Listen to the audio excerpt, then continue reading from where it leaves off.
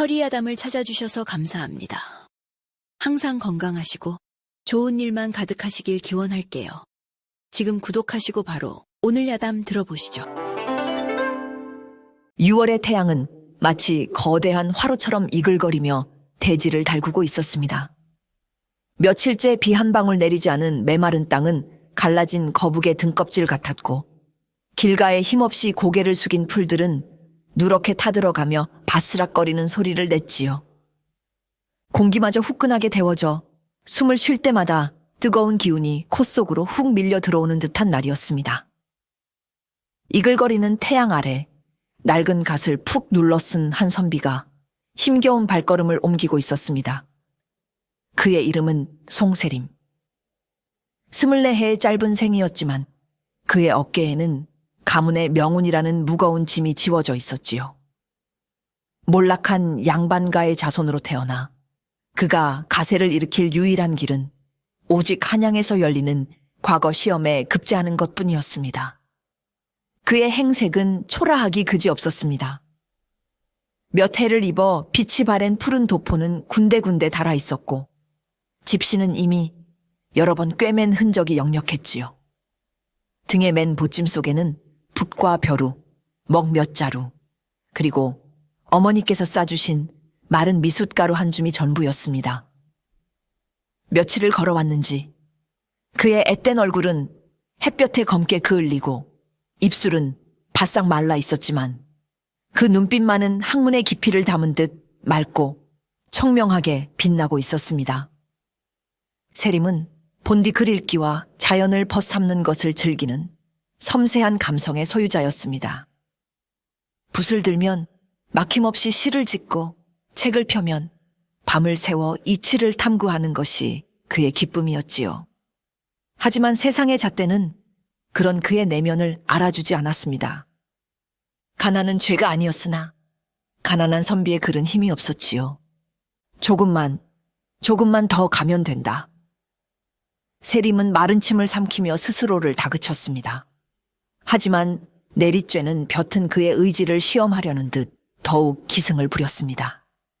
이마에서는 땀이 비 오듯 흘러내려 시야를 가렸고 발바닥은 불 위를 걷는 듯 뜨거웠습니다.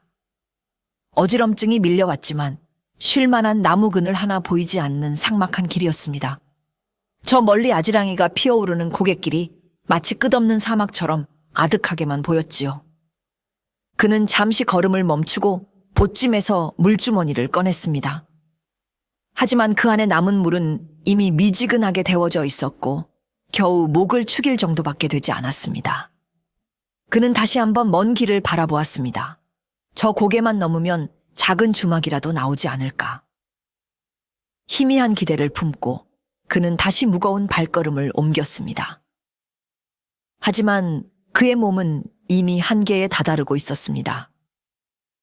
뜨거운 여름날의 여정은 이제 막 그의 가장 연약한 부분을 시험하기 시작하고 있었답니다.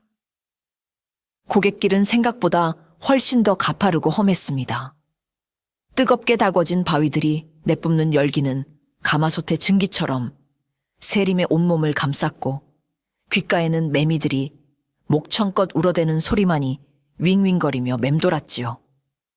그는 거의 반쯤 정신이 나간 상태로 기계적으로 발을 옮기고 있었습니다. 한양, 급제, 흐릿한 의식 속에서 오직 그 단어들만이 희미한 등불처럼 깜빡이고 있었지요. 얼마나 올랐을까요?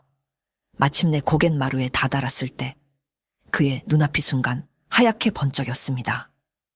세상의 모든 소리가 한순간에 멎는 듯한 기이한 정적이 찾아왔습니다. 윙윙거리던 매미 소리도 거친 자신의 숨소리도 들리지 않았습니다. 그리고는 세상이 거대한 팽이처럼 빙글빙글 돌기 시작했습니다. 하늘과 땅이 뒤집히고 눈앞의 풍경이 여러 겹으로 겹쳐 보였습니다. 어지럽다. 세림은 비틀거리며 길가의 바위를 붙잡으려 했지만 그의 손은 허공을 휘저을 뿐이었습니다. 다리에 힘이 쭉 빠져나갔습니다. 보찜의 무게가 천근 망은처럼 느껴지며 그의 몸을 뒤로 잡아끄는 듯 했지요.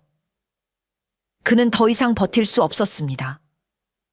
눈앞이 캄캄해지며 아득한 어둠 속으로 그의 의식이 서서히 가라앉았습니다. 쿵!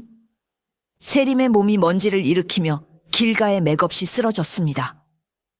그의 손에서 힘없이 빠져나온 낡은 부채가 바람에 몇 바퀴 굴러가다 멈추었고 가끈이 풀어져 가시 옆으로 나뒹굴었습니다. 그의 창백한 얼굴 위로 찌는 듯한 여름의 태양이 무심하게 쏟아져 내렸습니다. 인적 하나 없는 외딴 고갯길. 아무도 그의 상태를 알아채는 이가 없었습니다. 이대로 시간이 흐른다면 그는 뜨거운 뙤약볕 아래서 조용히 말라가며 생을 마감하게 될지도 모를 일이었습니다. 그의 희미해져가는 의식 속으로 고향에 계신 노모의 얼굴이 어렴풋이 떠올랐습니다. 아들의 장원급제를 누구보다 간절히 바라시던 어머니. 주름진 얼굴에 가득했던 기대를 떠올리자 뜨거운 눈물 한 방울이 그의 눈가를 타고 흘러내렸습니다. 불효자는 먼저 갑니다. 그것이 그의 마지막 생각이었습니다. 바로 그 시각 고갯길 옆으로 난 작은 오솔길을 따라 한 처녀가 산을 오르고 있었습니다. 그녀의 이름은 담희. 깊은 산골 마을에서 약초캐는 할머니와 단둘이 사는 맑고 순수한 영혼을 가진 처녀였지요. 그녀의 등에는 대나무로 엮은 작은 바구니가 매여 있었고 손에는 작은 호미가 들려 있었습니다. 담희는 어려서부터 할머니를 따라 산을 오르내리며 흙과 나무와 풀의 이치를 몸으로 깨우친 아이였습니다. 그녀는 어느 풀이 상처에 좋고 어느 나무의 뿌리가 열을 내리는지 책 없이도 훤히 알고 있었지요. 그녀에게 사는 두려운 곳이 아니라 모든 것을 내어주는 자애로운 어머니와 같은 존재였습니다. 그날도 담이는 더위를 피해 이른 아침부터 산에 올라 해열에 좋다는 칡뿌리를 캐고 있었습니다.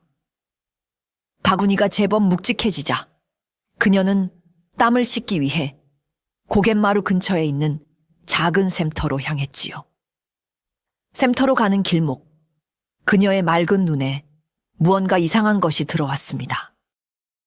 길가에 사람이 쓰러져 있는 것이었습니다. 담희는 깜짝 놀라 심장이 철렁 내려앉았습니다. 이 외딴 고갯길에 사람이 쓰러져 있다니 혹시 산적이라도 만난 것일까? 그녀는 잠시 망설였지만 쓰러진 이의 행색이 험악한 도적이 아닌 글 읽는 선비의 모습임을 확인하고는 조심스럽게 다가갔습니다. 가까이 다가가 보니 선비의 상태는 심각했습니다. 얼굴은 종이장처럼 하얗게 질려 있었고 입술은 바싹 말라 갈라져 있었지요. 이마에 손을 대보니 불덩이처럼 뜨거웠습니다. 담희는 한눈에 그가 심하게 더위를 먹어 거의 탈진 상태에 이르렀음을 알아챘습니다. 이대로 두면 정말 큰일 나겠구나. 담희의 마음속에서 망설임은 사라졌습니다. 그녀는 공영에 처한 사람을 보고 지나칠 만큼 야박한 아이가 아니었지요. 그녀는 샘터로 달려가 자신의 치마를 찢어 물에 흠뻑 적셨습니다. 그리고는 돌아와 선비의 뜨거운 이마와 마른 입술을 정성껏 닦아주기 시작했습니다. 차가운 물수건이 닿자 선비의 미간이 미세하게 찌푸려지며 희미한 신음소리가 새어나왔습니다. 하지만 이 정도로는 부족했습니다. 그늘 한 점 없는 이곳에 계속 두었다가는 상태가 더욱 악화될 것이 뻔했습니다. 담희는 결심했습니다. 자신의 집으로 그를 데려가야겠다고. 그녀는 등에 맨 약초 바구니를 내려놓고 자신의 작은 책으로는 버거워 보이는 선비를 일으켜 세우려 안간힘을 썼습니다. 조금만 힘을 내보세요.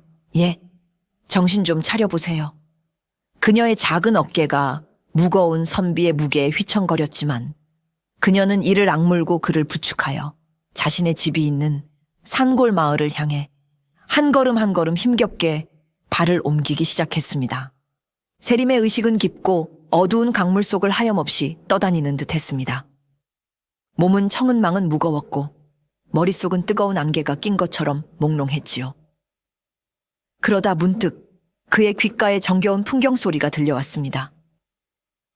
딸랑, 딸랑. 그리고 콧 속으로 스며드는 서늘하고 향긋한 흙냄새.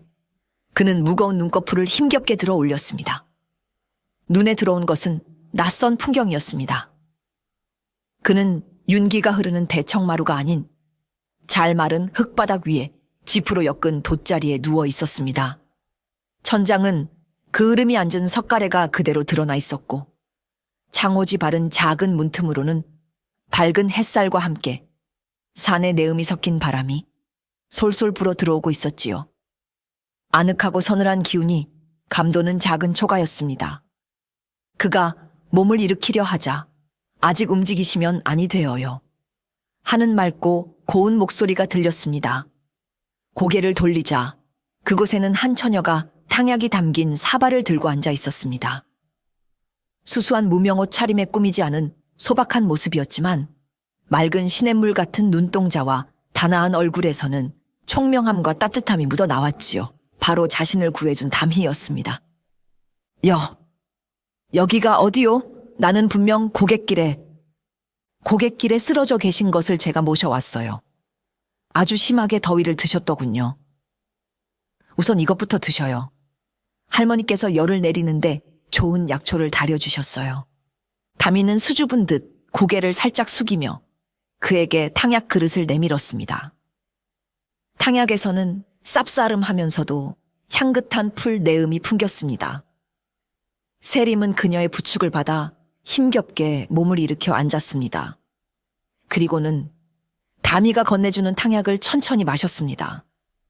쓴 약물이 목을 타고 넘어가는 순간 뜨거웠던 몸속으로 서늘한 기운이 퍼져나가는 듯 했습니다. 그날 밤 세림은 깊은 열병에 시달렸습니다. 그는 꿈과 현실을 오가며 헛소리를 하고 끙끙 앓았지요. 그럴 때마다 담이는 밤새도록 그의 곁을 지켰습니다.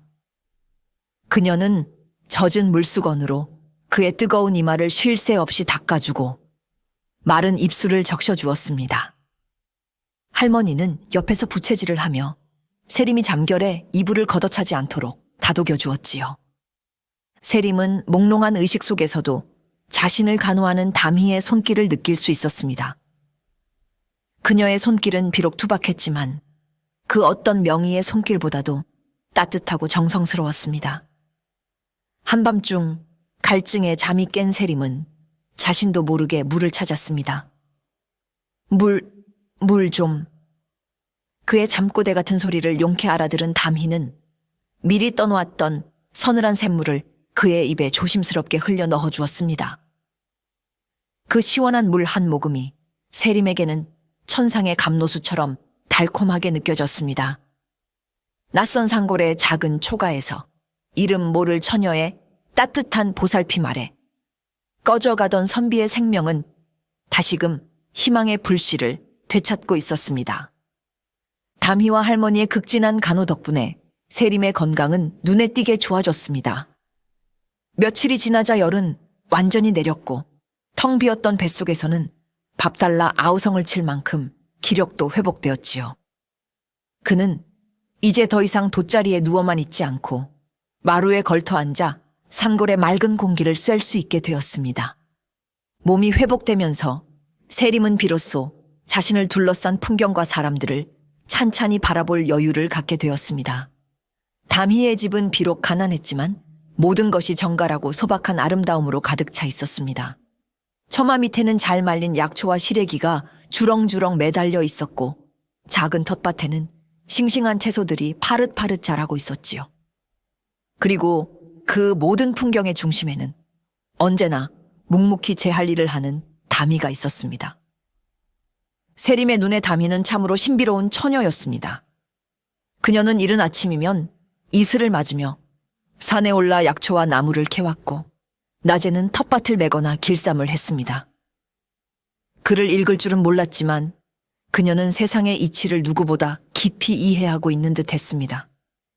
그녀는 바람의 소리를 듣고 날씨를 예측했고 풀잎의 색을 보고 땅의 기운을 알았습니다. 그녀가 들려주는 산새와 들꽃 이야기는 세림이 책에서 읽었던 그 어떤 시보다도 아름답고 생명력이 넘쳤습니다. 세림은 그런 담이의 모습에 자신도 모르게 점점 더 깊이 매료되었습니다. 그는 담이가 물동이를 이고 올 때면 달려가 대신 들어주었고 그녀가 텃밭을 맬 때면 옆에서 잡초를 뽑아주며 서툰 일손을 보탰습니다. 두 사람은 함께 일하며 많은 이야기를 나누었지요. 세림은 자신이 읽었던 책 속의 세상에 대해 이야기해 주었고 다미는 자신이 경험한 자연의 신비에 대해 이야기해 주었습니다. 다미 역시 마찬가지였습니다. 그녀의 눈에 비친 세림은 그녀가 이제껏 보아온 마을 사내들과는 전혀 다른 사람이었습니다. 그의 말투는 늘 다정하고 예의 발랐으며 그의 눈빛은 맑고 깊었습니다. 그는 길가의 작은 들꽃 한 송이를 보면서도 아름다운 시구를 읊조릴 줄 아는 섬세한 감성의 소유자였지요. 그녀는 세림이 들려주는 세상 이야기에 귀를 기울이며 자신이 살던 작은 산골 너머에 더 넓은 세상을 꿈꾸게 되었습니다. 세림의 올곧은 성품과 따뜻한 마음씨에 담희의 순수한 가슴은 어느덧 콩닥거리기 시작했습니다. 어느 날 오후 세림은 담희의 할머니 심부름으로 헛간에 땔감을 가지러 갔습니다. 집단이 쌓여있는 헛간 구석에서 그는 무언가에 발이 걸려 넘어질 뻔했지요. 발밑을 보니 낡은 천으로 덮인 작은 상자가 하나 있었습니다. 호기심이 동한 세림은 조심스럽게 상자를 열어보았습니다. 그리고는 저도 모르게 낮은 탄성을 내뱉었습니다. 상자 안에는 잿빛 목탄으로 그린 그림들이 가득 들어 있었습니다. 그것은 담희가 사는 산골 마을의 풍경을 그린 산수화였습니다. 비록 전문적인 화원의 그림처럼 기교가 뛰어나지는 않았지만 그림 속에는 놀라운 생명력과 따뜻한 시선이 담겨 있었지요. 바람에 흔들리는 대나무 숲의 소리, 바위 틈을 힘차게 흘러내리는 계곡물의 움직임, 그리고 석양을 받아 붉게 물든 산봉우리의 고요함까지 그 모든 것이 마치 살아 숨 쉬는 듯 생생하게 느껴졌습니다. 세림은 그림에서 눈을 뗄 수가 없었습니다. 이 그림을 그린 이는 필시 이 산과 들을 진심으로 사랑하는 사람일 터였습니다. 그는 그림의 주인이 담일 것이라고 직감했습니다. 그녀가 들려주던 자연 이야기가 이 그림 속에 고스란히 녹아 있었으니까요. 그날 저녁, 세림은 담희에게 상자에 대해 조심스럽게 물었습니다. 담희는 자신의 비밀을 들킨 것이 부끄러운 듯 얼굴을 붉히며 고개를 숙였지요. 그저 심심할 때마다 낙서 삼아 그려본 것이에요. 볼품없으니 잊어주세요. 하지만 세림은 진지한 표정으로 고개를 저었습니다. 아니요, 담이 낭자. 볼품없다니 당치 않은 말이요. 이 그림에는 산과 들, 그리고 그것들을 바라보는 낭자의 맑은 마음이 고스란히 담겨 있어. 내가 본 그 어떤 화원의 그림보다도 훌륭하오. 세림의 진심 어린 칭찬에 담이는 수줍으면서도 기쁜 마음에 어쩔 줄을 몰랐습니다. 태어나 처음으로 누군가에게 자신의 재능을 인정받은 순간이었습니다. 다음 날 세림은 보찜 깊숙한 곳에서 무언가를 꺼내 담이에게 건넸습니다. 그것은 그가 가진 물건 중에 가장 아끼는 것으로 끝이 섬세하게 잘 다듬어진 작은 붓 한 자루였습니다. 이것은 제가 과거 시험을 볼 때 쓰려고 가장 아껴두었던 붓이요. 낭자의 재능이라면 목탄보다는 이 붓으로 더 훌륭한 그림을 그릴 수 있을 것이요. 비록 변변치 않은 물건이지만 나의 고마운 마음이라 생각하고 받아주시구려. 담이는 황송한 마음에 손사래를 쳤지만 세림의 간곡한 청에 결국 붓을 받아들었습니다. 그날부터 세림은 틈틈이 담이에게 그림의 필법과 구도를 잡는 법을 가르쳐 주었습니다. 담이는 그의 가르침을 빨아들였고 그녀의 그림 솜씨는 날이 갈수록 일취월장했지요. 먹을 가는 세림과 붓을 든 담희. 두 사람은 그림이라는 매개를 통해 이제는 서로에게 없어서는 안 될 소중한 존재가 되어가고 있었습니다. 하지만 두 사람의 평화로운 나날은 그리 오래가지 못했습니다. 산골 마을이라고 해서 세상의 풍파를 모두 피할 수 있는 것은 아니었지요. 이 마을에는 대대로 땅을 부쳐먹고 사는 지주 집안이 있었는데 그 집 아들인 구도령은 마을에 소문난 망난이였습니다. 오만하고 제멋대로인 성격에 자신의 권세를 믿고 온갖 행패를 부리고 다니는 자였지요. 구도령은 오래전부터 담희의 단아한 미모에 흑심을 품고 있었습니다. 그는 몇 번이고 담희에게 추근거렸지만 담희는 늘 그를 차갑게 외면했지요.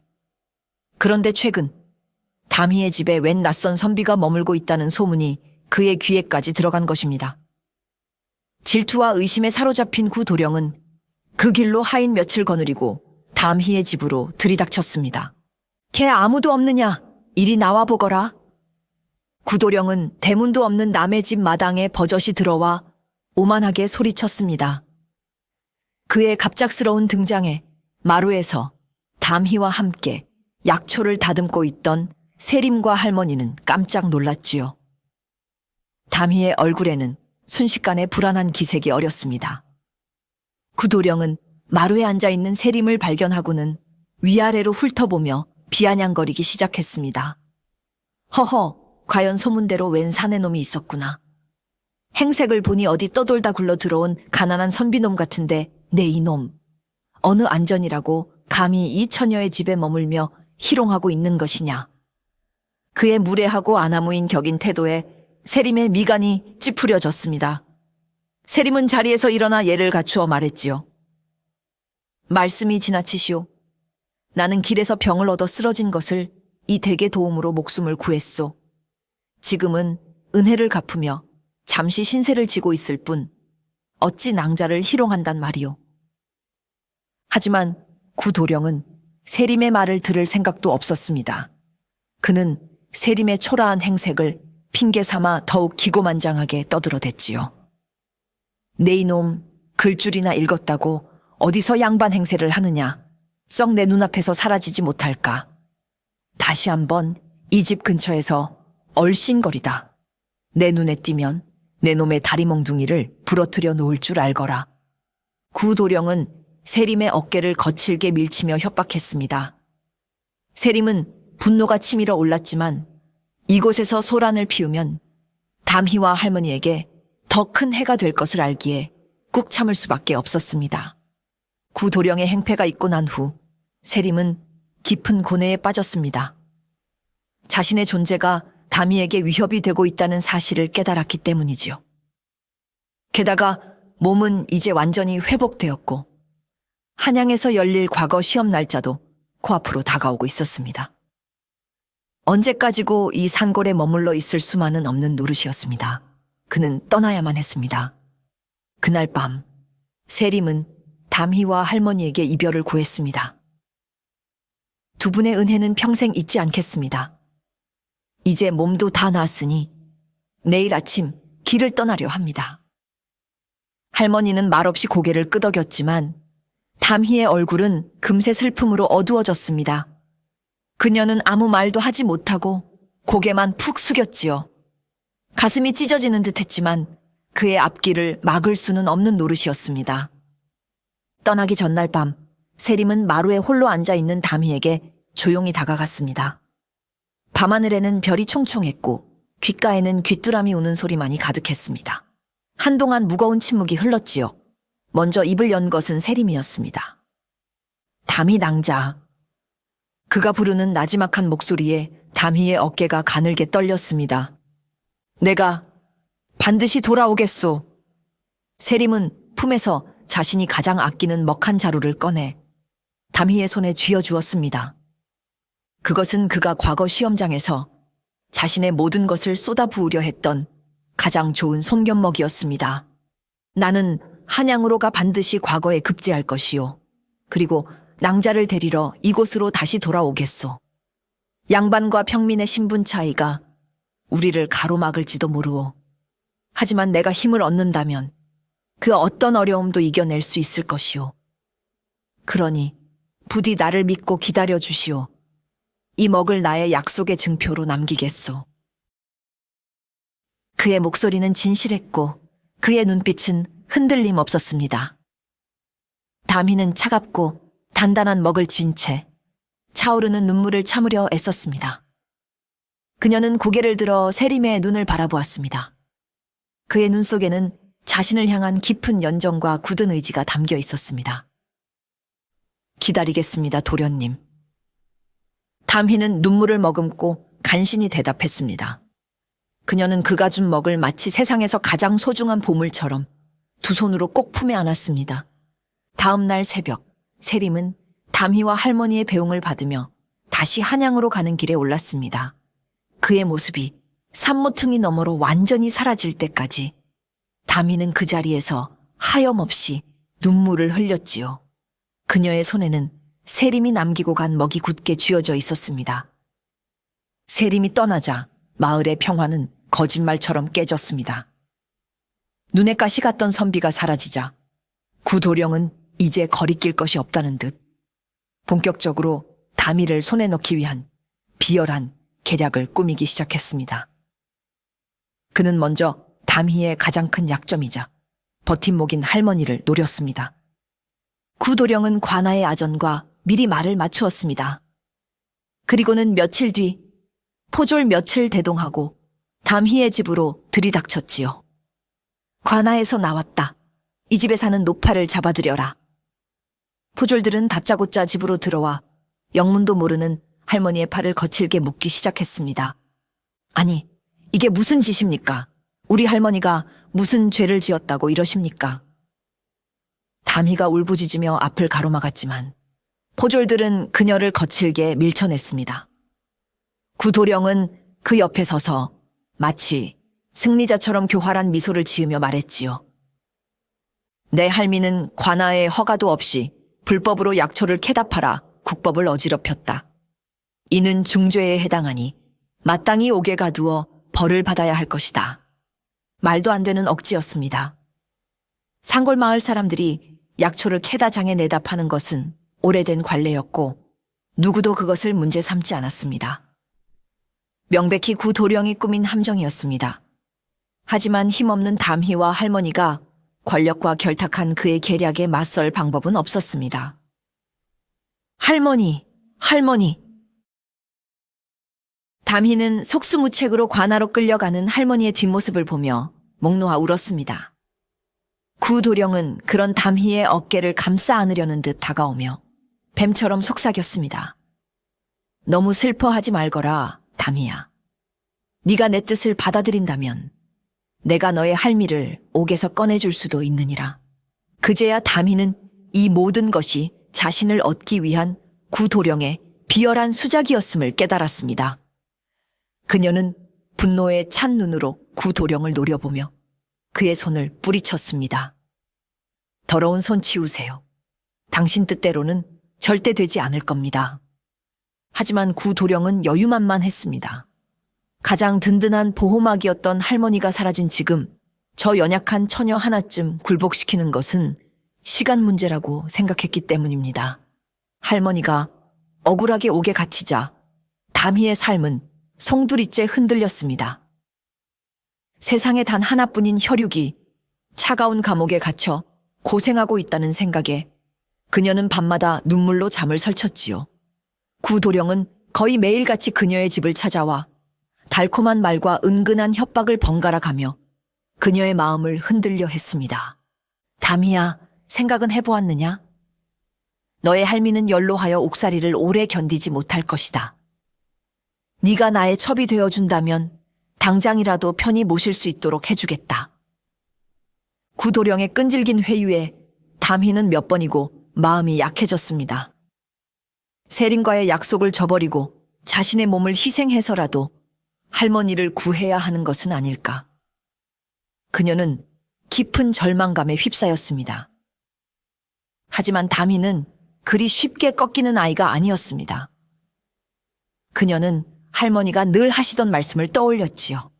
담희야, 사람은 밟힐수록 더 단단해지는 흙과 같은 것이란다. 아무리 힘들어도 옳지 않은 길과는 타협하지 말거라.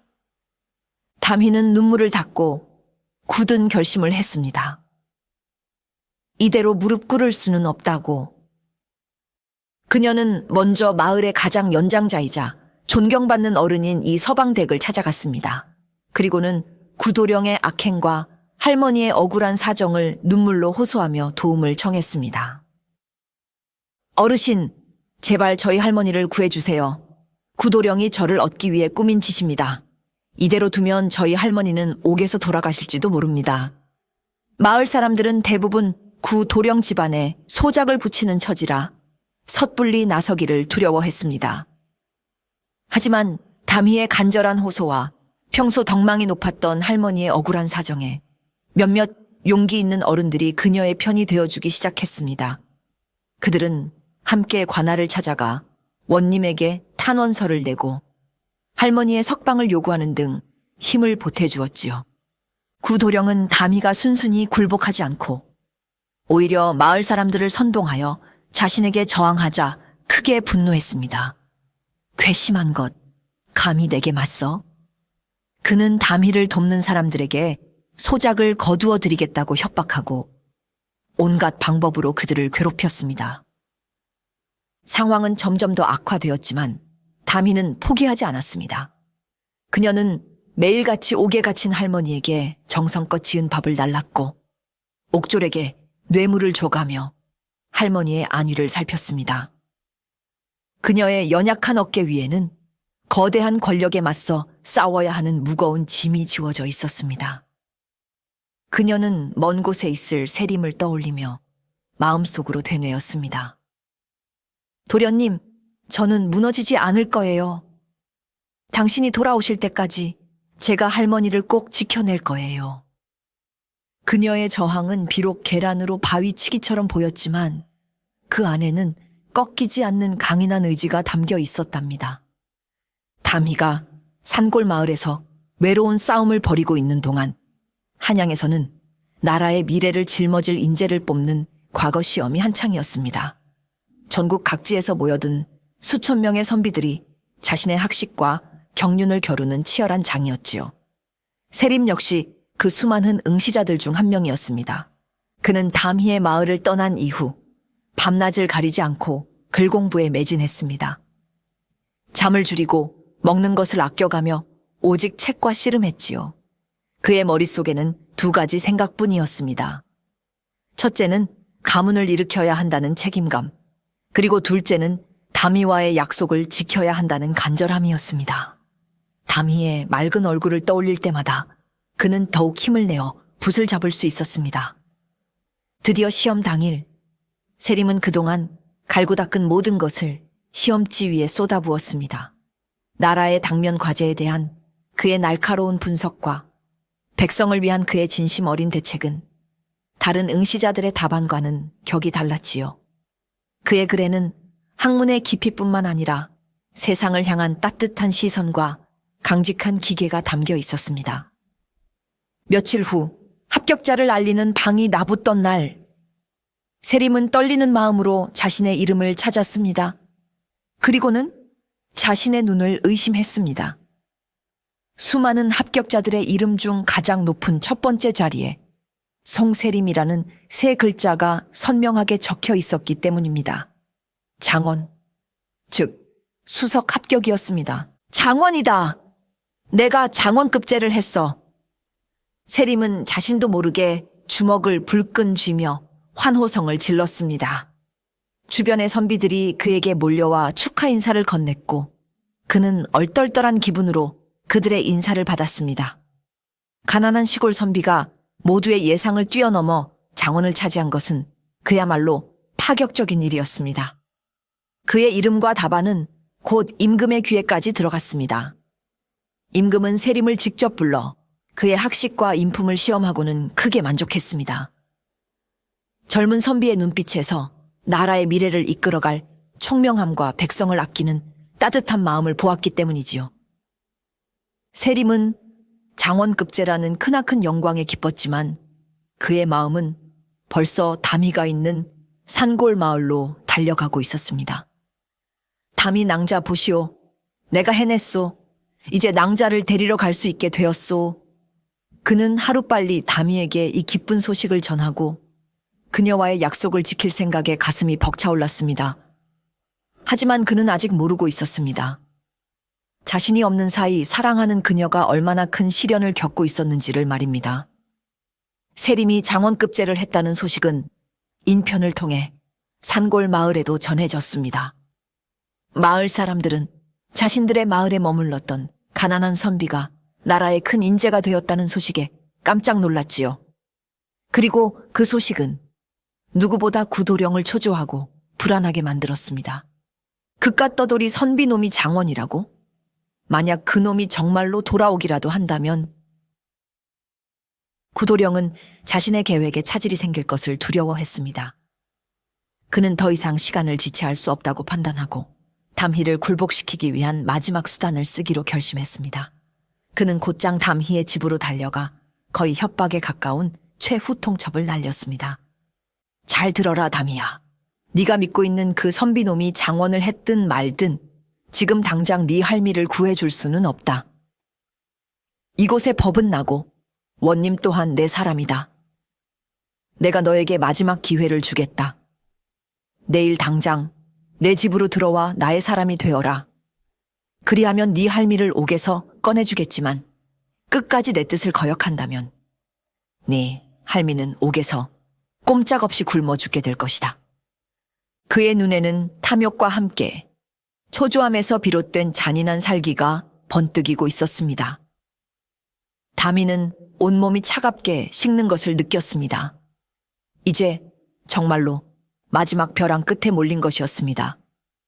마을 사람들도 구 도령의 권세 앞에 더 이상 그녀를 돕지 못했고 할머니의 건강은 날이 갈수록 악화되고 있다는 소식이 들려왔습니다.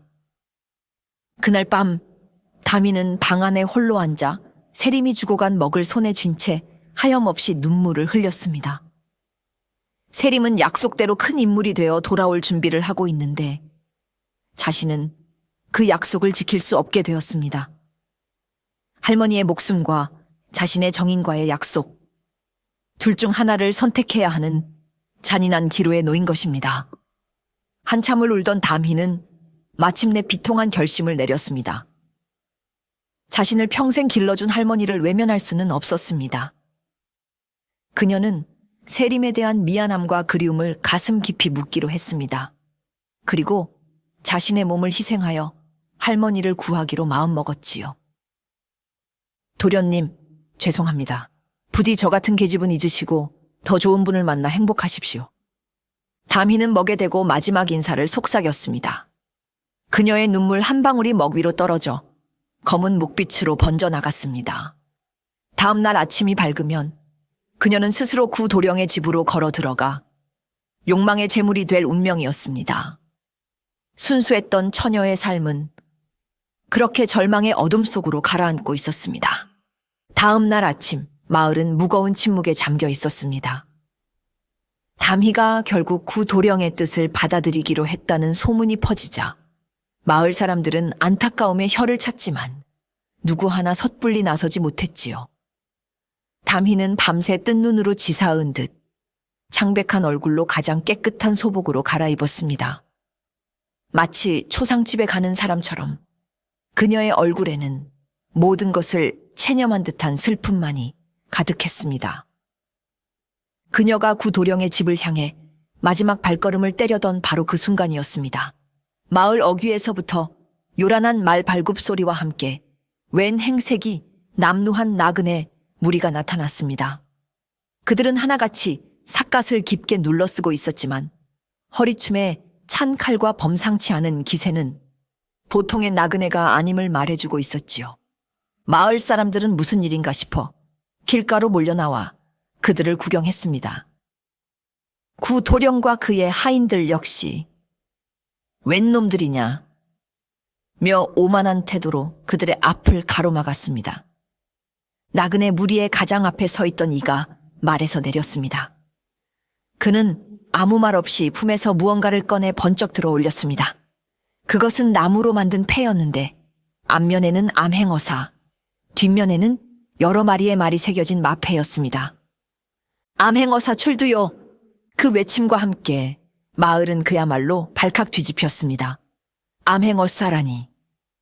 임금의 명을 받아 지방 관리들의 비리를 감찰하고 백성의 억울함을 풀어주는 왕의 특사가 나타난 것입니다. 구 도령과 그의 하인들은 사색이 되어 그 자리에 얼어붙었고 마을 사람들은 웅성거리기 시작했습니다. 담희 역시 이 믿을 수 없는 광경에 넋을 잃고 서 있었습니다. 그때 암행어사가 자신을 가리고 있던 삿갓을 천천히 벗었습니다. 그러자 드러난 그의 얼굴, 바로 담희가 그토록 애타게 그리고 기다렸던 선비 송세림이었습니다. 낡은 도포 대신 위엄 있는 관복을 입고 있었지만 담희를 바라보는 그의 눈빛만은 예전처럼 따뜻하고 다정했습니다. 임금은 장원급제한 세림의 강직함과 총명함을 높이사 그에게 곧바로 암행어사의 중책을 맡겼던 것입니다. 그리고 공교롭게도 그의 첫 번째 임무는 바로 담희가 사는 고을의 부패와 비리를 척결하는 것이었습니다. 세림은 담희와의 약속을 지키기 위해 그리고 고통받는 백성을 구하기 위해 가장 극적인 순간에 돌아온 것입니다. 그의 귀환은 한 처녀와의 사사로운 약속을 넘어 정의를 바로 세우려는 공적인 사명을 띠고 있었습니다. 모두 무릎을 꿇어라. 세림의 위엄 있는 호령이 마을 전체에 울려 퍼졌습니다. 암행어사의 출두에 구도령과 그와 결탁하여 온갖 악행을 저질러 온 부패한 원님, 그리고 아전들까지 모두 관아마당에 끌려나와 머리를 조아렸지요. 어제까지 하늘 높은 줄 모르고 건세를 부리던 그들의 얼굴에는 이제 두려움과 절망의 빛만이 가득했습니다. 세림은 어사좌에 앉아 차갑고 단호한 목소리로 죄를 묻기 시작했습니다. 네 이놈, 너는 지주의 아들이라는 권세를 등에 업고 힘없는 백성의 토지를 빼앗고 무고한 이를 거짓으로 고발하여 옥에 가두는 등 그 죄가 하늘에 닿을 만큼 무겁다. 네 죄를 네가 알렸다. 구도령은 벌벌 떨며 변명을 늘어놓으려 했지만 세림은 그의 말을 가로막았습니다. 저 자의 입을 막아라. 그리고는 마을 사람들을 향해 외쳤습니다. 백성들은 들으시오. 더 이상 저 자들을 두려워하지 말고 그동안 당했던 억울함과 원통함을 남김없이 고하시오. 내가 이 자리에서 여러분의 억울함을 모두 풀어주겠소. 처음에는 서로 눈치만 보며 망설이던 마을 사람들은 세림의 진심 어린 눈빛과 굳건한 약속에 용기를 얻기 시작했습니다. 마침내 구도령에게 땅을 빼앗겼던 한 늙은 농부를 시작으로 여기저기서 울부짖음과 함께 증언이 터져 나왔습니다. 구도령 부자가 그동안 저질러온 온갖 착취와 악행들이 백일해 낱낱이 드러났지요. 담희 역시 앞으로 나섰습니다. 그녀는 떨리는 목소리로 구도령이 자신을 얻기 위해 할머니에게 어떤 누명을 씌웠고 어떻게 자신을 협박했는지를 똑똑히 밝혔습니다. 그녀의 증언은 부패한 자들의 죄악에 쇠기를 박는 결정적인 증거가 되었습니다. 모든 증언을 들은 세림은 즉시 판결을 내렸습니다. 죄인 구도령과 그의 아비는 백성들의 재산을 갈취하고 국법을 어지럽힌 죄로 모든 재산을 몰수하여 피해를 본 백성들에게 나누어주고 남은 여생을 멀리 유배지에서 속죄하며 보내도록 하라. 또한 이들과 결탁하여 백성을 괴롭힌 원님과 아전들은 즉시 파직하고 국법에 따라 엄히 다스릴 것이다. 세림의 판결이 끝나자 마을 사람들은 일제히 땅에 엎드려 암행어사 나리 만세를 외치며 기쁨의 눈물을 흘렸습니다. 억울하게 옥에 갇혔던 담희의 할머니는 즉시 풀려났고 마을은 수십 년간 이어져 온 억압과 착취의 사슬에서 마침내 벗어나게 되었습니다. 정의는 바로 세워졌고 부패한 자들은 그들의 죗값을 치르게 되었습니다. 그 모든 것의 중심에 한 선비의 꺾이지 않는 의지와 사랑이 자리하고 있었습니다. 모든 소동이 폭풍처럼 휩쓸고 지나간 뒤 마을에는 오랜만에 평화가 찾아왔습니다. 부패한 관리들이 사라진 관아는 새로운 질서를 기다리고 있었고 마을 사람들은 되찾은 땅과 재산을 정리하며 희망찬 내일을 이야기했지요. 그날 저녁 세림은 백성을 어지럽혔던 죄인들을 심판하던 위엄 있는 암행어사의 관복을 벗었습니다. 대신 그가 처음 이 마을에 왔을 때 입었던 낡고 소박한 선비의 도포로 갈아입었지요. 그리고는 조용한 발걸음으로 담희의 집을 찾아갔습니다. 마당에는 담희가 홀로 서서 돌아온 할머니와 함께 저녁을 짓고 있었습니다. 그녀는 세림을 보자 어쩔 줄을 몰라 하며 고개만 숙였지요. 암행어사가 된 그의 모습은 너무나 높고 멀게만 느껴졌기 때문입니다. 이제 자신 같은 미천한 상골처녀가 감히 말을 섞을 수 있는 상대가 아니라고 생각했습니다. 그런 담희의 마음을 읽기라도 한 듯 세림은 따뜻한 미소를 지으며 그녀에게 다가갔습니다. 그리고는 품에서 무언가를 꺼내 그녀의 손에 쥐어주었지요. 바로 그가 떠나던 날 담희에게 주었던 약속의 증표, 송연먹이었습니다. 아마도 관할을 수색하는 과정에서 되찾은 모양이었습니다. 이제야 약속을 지키러 왔소. 세림의 나지막한 목소리에 담희가 애써 참고 있던 눈물이 와르르 쏟아져 나왔습니다. 그녀는 그동안 겪었던 온갖 서러움과 그리움, 그리고 안도감에 북받쳐 그의 품에 와락 안겨 아이처럼 울기 시작했습니다. 세림은 그런 담희의 등을 가만히 다독여 주었습니다. 미안하오. 내가 너무 늦었소. 혼자서 얼마나 힘들었소. 아닙니다. 아니에요. 이렇게 살아 돌아와 주신 것만으로도 저는 더 바랄 것이 없습니다. 두 사람은 한참을 그렇게 부둥켜 안고 있었습니다. 다음 날 아침, 세림은 담희의 손을 잡고 그녀의 할머니 앞으로 나아갔습니다. 옥고를 치르느라 수척해지셨지만 할머니의 눈빛만은 예전처럼 맑고 지혜롭게 빛나고 있었지요. 세림은 조금의 망설임도 없이 할머니 앞에 공손히 무릎을 꿇었습니다. 담희가 깜짝 놀라 도련님, 어찌 이러십니까? 라며 그를 일으키려 했지만 세림은 단호한 눈빛으로 그녀를 만류했습니다. 그리고는 할머니를 향해 깊이 고개를 숙이며 진심을 다해 말했습니다. 어르신, 드릴 말씀이 있습니다. 할머니는 말없이 지팡이를 짚은 채 그의 말을 기다렸습니다. 제가 처음 이 집에 왔을 때 저는 그저 목숨이 경각에 달린 미천한 선비에 불과했습니다. 어르신과 담희 낭자의 따뜻한 보살핌이 아니었다면 저는 이미 이 세상 사람이 아니었을 것입니다. 그 은혜는 평생을 두고 갚아도 모자랄 것입니다. 그는 잠시 숨을 고르고 굳은 결심이 담긴 목소리로 말을 이었습니다. 저는 이제 어엿한 관직에 오르게 되었으나 제 마음은 여전히 처음 낭자를 만났던 그날에 머물러 있습니다. 비록 신분은 다르오나 저는 담희 낭자를 제 아내로 맞이하여 평생을 아끼고 사랑하며 살고 싶습니다. 낭자의 맑은 지혜와 따뜻한 마음을 평생의 길잡이로 삼고 싶습니다.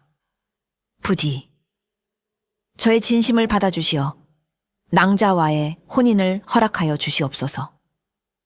그것은 한 나라의 암행어사가 아닌 한 여인을 진심으로 사랑하는 한 사내의 진솔한 고백이었습니다. 그의 청혼에는 어떤 권위나 오만함도 없었으며 오직 존중과 사랑만이 가득했습니다. 담희는 얼굴이 홍당무처럼 붉어져 어쩔 줄을 몰랐고 할머니는 그런 두 사람의 모습을 지그시 바라보았습니다.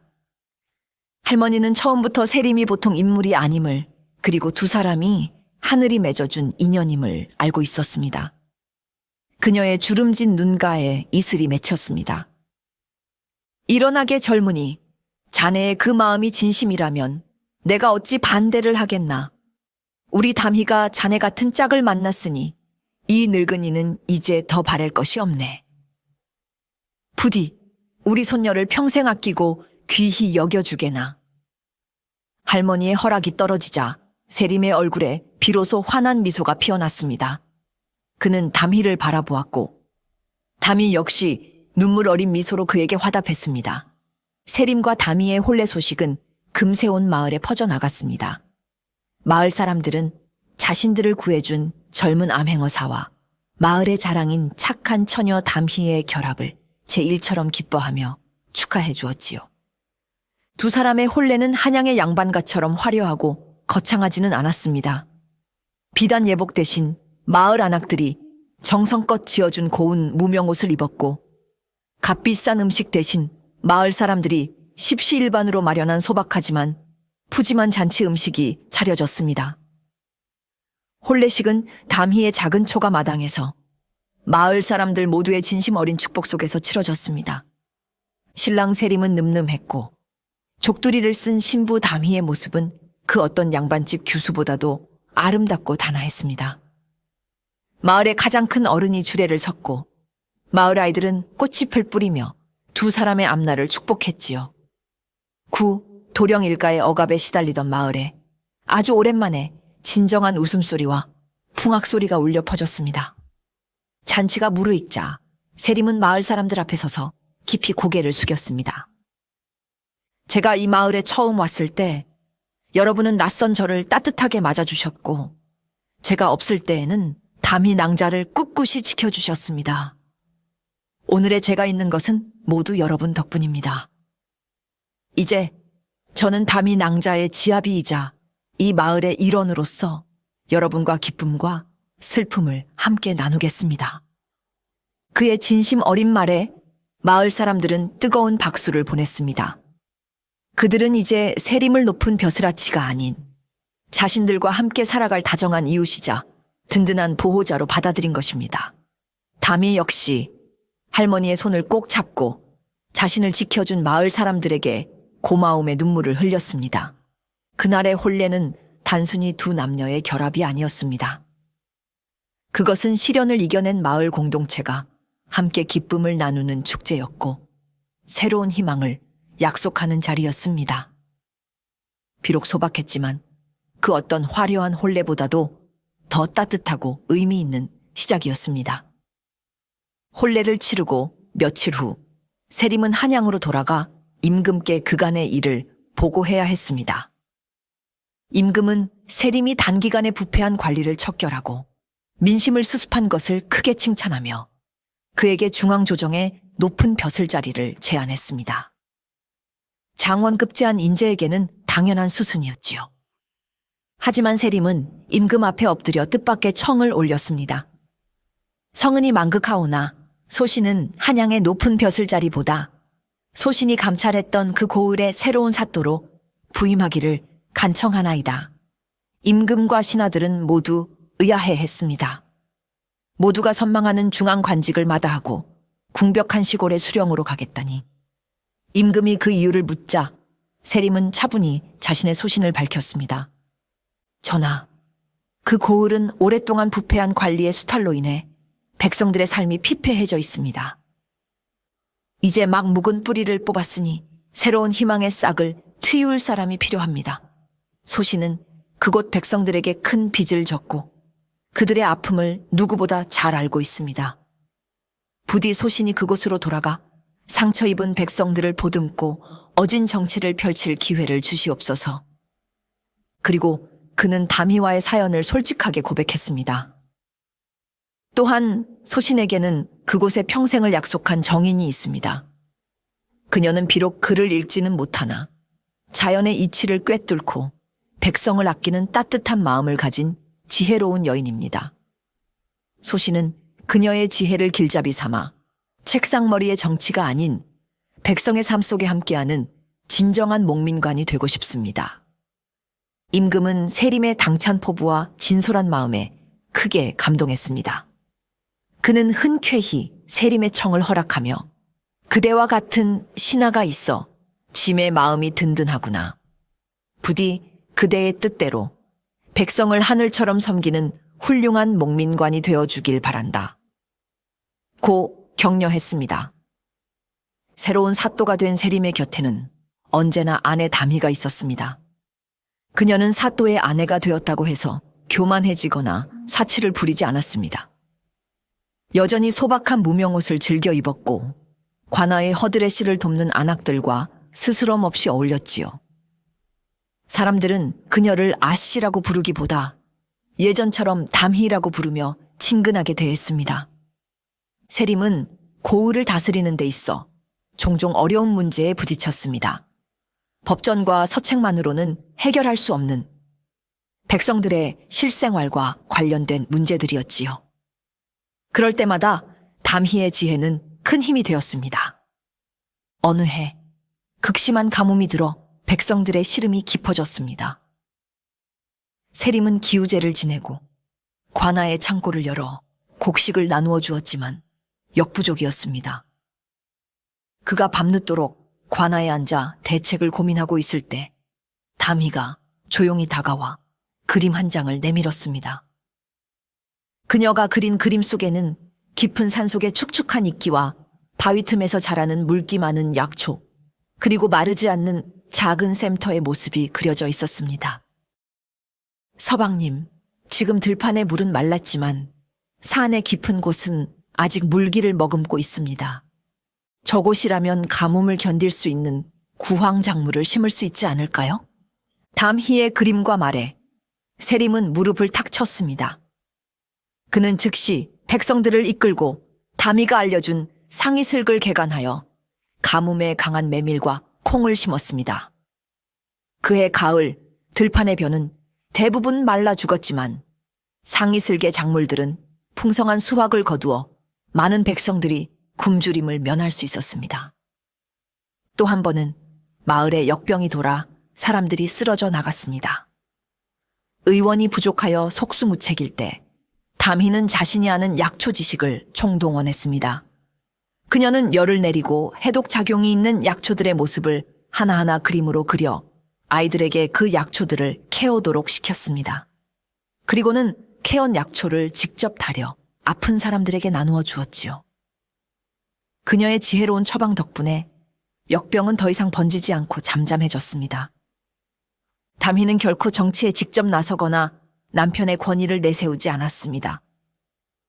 그녀는 그저 자신의 자리에서 자신이 가장 잘할 수 있는 방법으로 남편을 돕고 백성을 돌보았습니다. 그녀가 그린 그림은 단순한 풍경화가 아니라 백성들의 삶과 자연의 이치가 담긴 살아있는 지혜의 보고였습니다. 세림은 그런 아내를 존경하고 사랑하며 그녀를 가장 현명한 조언자로 여겼습니다. 몇 해의 세월이 흘렀습니다. 세림이 다스리는 고을은 이제 온 나라에서 가장 살기 좋은 곳으로 소문이 자자했지요. 억울한 일을 당하는 백성이 없었고 굶주리는 이가 없었으며 마을 곳곳에는 아이들의 건강한 웃음소리가 가득했습니다. 어느 화창한 봄날, 세림은 담희와 함께 가벼운 나들이에 나섰습니다. 그들이 향한 곳은 바로 몇 해 전 뜨거운 여름날 두 사람이 처음으로 운명처럼 만났던 그 고갯길이었습니다. 예전에 삭막했던 길은 간데없고 길가에는 푸른 새싹이 돋아나고 예쁜 들꽃들이 만발해 있었지요. 두 사람은 손을 꼭 잡고 천천히 고갯마루를 향해 걸었습니다. 세림은 감회에 젖어 말했습니다. 그날 내가 이 고갯길에서 쓰러지지 않았더라면 어찌 되었을까? 어쩌면 나는 급제에만 하는 차가운 관리가 되었을지도, 혹은 낭자 같은 귀한 인연을 평생 모르고 살았을지도 모르겠소. 돌이켜보면 그때의 시련이야말로 내 인생 최고의 행운이었구려. 담희는 수줍게 미소 지으며 대답했습니다. 저 또한 마찬가지입니다, 서방님. 서방님을 만나지 못했다면 저는 평생 저 작은 산골 너머에 더 넓은 세상이 있다는 것도 모른 채 살아갔을 것입니다. 서방님은 제게 세상을 보는 눈을 주셨고 사랑의 기쁨을 가르쳐 주셨습니다. 고갯마루에 오른 두 사람은 자신들이 함께 일구어온 평화로운 마을을 가만히 내려다보았습니다. 뜨거운 여름날의 시련은 이렇듯 아름다운 인연과 풍성한 결실이 되어 이제 두 사람의 삶과 마을 전체를 감싸고 있었습니다. 세림은 담희의 어깨를 감싸 안았습니다. 그들의 사랑은 개인의 행복에만 머무르지 않고 백성을 향한 더 큰 사랑으로 피어났습니다. 이제 두 사람은 평생을 함께할 동반자로서 이 땅의 백성들을 위해 헌신하며 살아갈 것입니다.